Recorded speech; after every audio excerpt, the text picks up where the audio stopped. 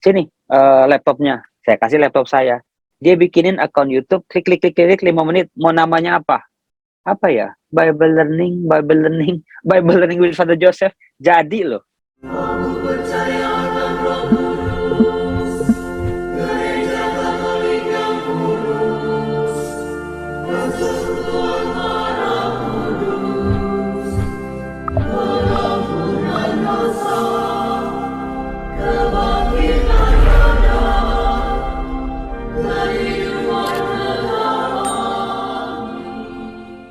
Wow, luar biasa ya Romo. Romo jadi mengingatkan kita bahwa bagi Tuhan itu tak ada yang mustahil. Dan Betul. Romo, sebagai seorang imam yang juga terjun mewarta di dunia digital, ini pertanyaan kita yang ketiga, apa sih yang menjadi tantangan dari Romo khususnya sebagai imam YouTuber nih menghadapi ya komentar-komentar netizen plus 62. Romo juga tahu ada yang support kita, ada juga yang komentarnya sudah di luar topik, ada yang aneh-aneh dan lain sebagainya. Apa sih tantangan yang Romo alami? Iya, Romo. Banyak orang mengenal saya sebagai seorang YouTuber. Tetapi aslinya saya memanggil diri saya menamai diri saya sebagai seorang imam. Bukan imam yang asal imam, tapi saya cuma imam biasa. Betul-betul saya seorang imam biasa yang mencoba mengikuti si panggilan Tuhan kemana sih saya ikutin, kehendak Tuhan kemana saya ikutin. Ternyata tadi sudah saya katakan, Tuhan membawa saya ke tempat-tempat yang luar biasa. Sampai pada akhirnya saya lulus tahun 2017 ya, lulus S3 Kitab Suci, saya pulang ke Indonesia, ada seorang imam muda, murid saya juga dulu sih, bilang, bro, nge-YouTube dong. Lalu saya bilang, waduh, hidup saya udah rapat ngajar, rapat ngajar, rapat ngajar, sebagai staf seminari juga, ya saya nggak ada waktu lah buat jadi YouTuber. Itu yang pertama, waktu nggak ada sebetulnya. Yang kedua, saya tuh jujur ya, saya tuh gaptek segaptek-gapteknya. Saya nggak ngerti komputer, nggak ngerti syuting, nggak ngerti kamera, nggak ngerti peralatan-peralatan segala macam.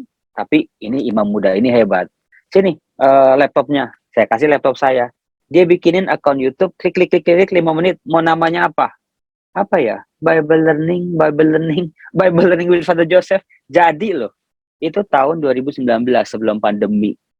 Dari situ sampai detik ini, sampai 2 tahun lebih ya, saya masih kerja seorang diri. Saya cuma mengandalkan Tuhan. Saya sudah begini loh. Saya merasa saya sudah belajar banyak kitab suci ya.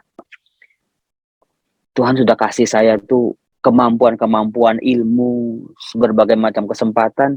Sebetulnya kan bisa saya pegang aja buat diri saya sendiri. Toh saya ngajar, hak apa ya, itu yang penting saya melakukan tugas saya. Tapi waktu itu saya sadar umat butuh kitab suci. Kalau hidup saya diubah sama buku ini. Buku yang ini sudah dengan menemani saya sekian tahun, sudah habis ancur-ancuran kayak sor asin. Buku ini saya menemukan makna. Saya mengenal Tuhan Yesus, saya mengenal bagaimana pribadi yang luar biasa itu bekerja dalam diri saya. Maka saya mau umat saya juga boleh dong kenalan. Tapi kan nggak banyak orang yang bisa ngomong soal kitab suci. Jadi selain waktu nggak ada, kemudian juga alat-alat juga nggak ngerti maksudnya ya. Yang ketiga, saya sebetulnya orangnya pendiam.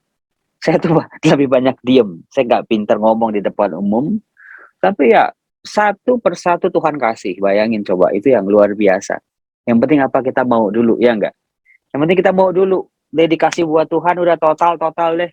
Buat Tuhan, di sela-sela waktu saya bangun jam 5, saya baca firman, setengah 6 saya mulai rekaman. Kenapa setengah 6? Karena kalau lewat jam 8 tuh berisik. Studio saya ini nggak kedap suara, berisik, maka udah mulai tuh jam 6, terus misa, makan pagi kadang saya skip, edit sendiri semuanya, upload sendiri, semuanya sendiri, bersama Tuhan tentunya. Nah ketika bertambah dengan audiens ya, dengan netizen 62, ya disitulah sabda yang saya wartakan harus betul-betul saya lakukan. Mengampuni, memahami, tidak gila ketika dipuji-puji, tidak down ketika saya wah dasar pastor bego, pastor goblok gitu-gitulah. Ya udah yang penting saya mewartakan Tuhan bukan diri sayanya. ketika orang nyela saya, ketika orang muji saya, pujian untuk Tuhan, termasuk juga celaan-celaan ya kembali pada Tuhan. Tuhan yang punya punya hak untuk apa yang harus dilakukan. Gitu. Buat saya hanya alat, pakai saya Tuhan sampai kapanpun gitu.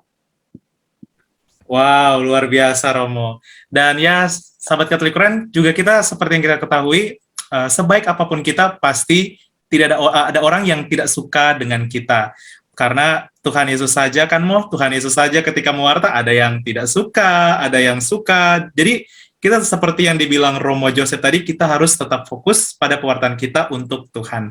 Dan Romo, kami sangat berterima kasih karena kehadiran Romo di YouTube itu sangat membantu kami, khususnya umat Katolik, karena ya seperti Romo tahu, ada banyak sekali umat kita yang akhirnya mendengar pengajaran bukan dari para imam, tapi ya dari gereja non-Katolik. Dan kehadiran Romo Joseph di YouTube juga sudah sangat membantu juga menjadi pelopor bagi para imam-imam lainnya, juga para suster, hingga saat ini sudah mulai banyak yang terjun mewarta di dunia digital. Dan sekali lagi bagi sahabat Katoliku Keren yang belum subscribe, jangan lupa subscribe channel YouTube dari Romo Joseph Susanto, nanti kita akan lampirkan di deskripsi video. Romo, ini pertanyaan kedua terakhir. Romo, apa sih suka dan duka selama menjadi seorang imam? Silakan Romo.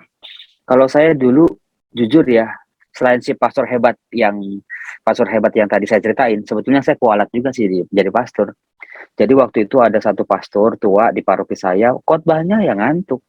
Saudara-saudaraku yang terkasih, hari ini kita, saya waktu itu anak SMA, ngantuk banget di gereja Katolik gitu kan. Lalu saya doa sama Tuhan, saya berlutut sama Tuhan. Tuhan boleh gak saya gantiin dia? Betul loh. 30 tahun kemudian betul-betul dikabulin. Saya ditabisin, saya ditugasin di paroki yang sama. Saya harus berkhotbah di mimbar yang sama. Bayangin kalau khotbah saya ngantuk, akan ada satu anak kecil lain lagi, Tuhan boleh gak saya gantiin dia?